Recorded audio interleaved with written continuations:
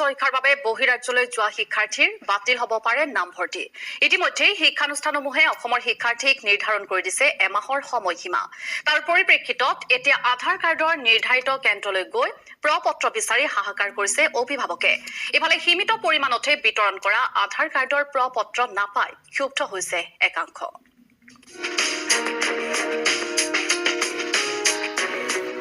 বহিৰাজ্যত অসমৰ শিক্ষাৰ্থীৰ হাহাকাৰ।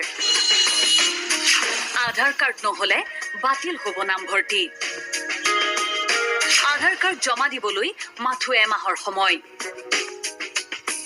NRCৰ প্ৰথমখন তালিকা প্ৰকাশ হোৱাৰ পিছতেই ৰাজ্যত আধাৰ কাৰ্ডৰ কাম আৰম্ভ হোৱাৰ আশা কৰা হৈছিল, কিন্তু সময়ত সেয়া হৈ নুঠিল। বিশেষকৈ গুৱাহাটীৰ কেইটামান নিৰ্ধাৰিত ঠাইতহে বিতৰণ কৰা হ'ল আধাৰ কাৰ্ডৰ প্ৰ-পত্ৰ। কেন্দ্ৰ হিচাপে স্থাপন কৰা হ'ল মাথো কেইটামান নিৰ্ধাৰিত বেংকহে। সীমিত পৰিমাণতহে বিতৰণ কৰা হ'ল আধাৰ কাৰ্ডৰ প্ৰ-পত্ৰ। আধাৰ কাৰ্ডৰ প্ৰ-পত্ৰ বিচাৰি হাহাকাৰ জনতাৰ। আজি ৰাতিপুৱা 6টাৰ পৰা লাইন ধৰিছো। আধাৰ কাৰ্ডৰ ফৰ্ম ইছ্যু কৰিছে। আজি 3 দিনমান হ'ল মাত্ৰ ইছ্যু কৰিবলৈ। আৰু আজি ৰাতি নটিচ লগাই থৈ দিছে আজিৰ পৰা বন্ধ। আপ টু জুনলৈ নিদিয়ে এওঁলোকে। যোৱাকালি বোলে যিখিনি ফৰ্ম ইছ্যু কৰিলে যোৱাকালি লৈ সেইখিনি আপ টু 31 মে লৈ বোলে অভাৰ হৈ গ'ল। কিন্তু মানুহখিনি ল'ৰা ছোৱালী এডমিশ্যন লৈ বাহিৰত কলেজত এডমিশ্যন হ'ব পৰা নাই। আমাৰ পেঞ্চনাৰ বুলি মেছেজ আহি আছে। দেশৰ প্ৰায়সমূহ ৰাজ্যতে প্ৰৱৰ্তন হৈছে আধাৰ কাৰ্ড। বেংক, মোবাইল সেৱা আদি সকলো প্ৰয়োজনীয় চৰকাৰী নথিত বাধ্যতামূলক কৰা হৈছে আধাৰ কাৰ্ড। শেহতীয়াকৈ বহিৰাজ্যলৈ উচ্চ শিক্ষাৰ বাবে যোৱা ছাত্ৰ-ছাত্ৰী পৰিছে বিপাঙত। আধাৰ কাৰ্ড জমা নিদিলে বাতিল হ'ব পাৰে অসমৰ শিক্ষাৰ্থীৰ নামভৰ্তি।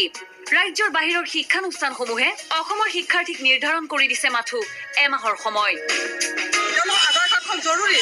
যদি আধাৰ কাৰ্ডখনৰ কাৰণে ল'ৰা ছোৱালী পৰীক্ষা দিব নোৱাৰে কি হ'ব কওকচোন।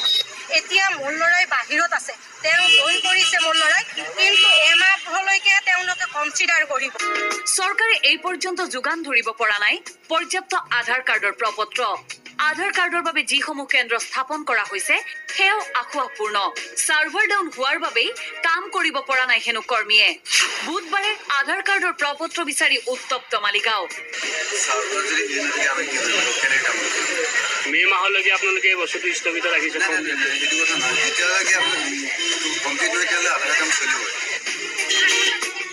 মালিগাঁও ষ্টেট বেংক কৰ্তৃপক্ষই হঠাতে প্ৰ-পত্ৰ বন্ধ কৰি দিয়াত ক্ষুব্ধ হৈ পৰিল স্থানীয় লোক। মালিগাঁৱৰ পৰা ছাইদুল ইছলাম, DY 365।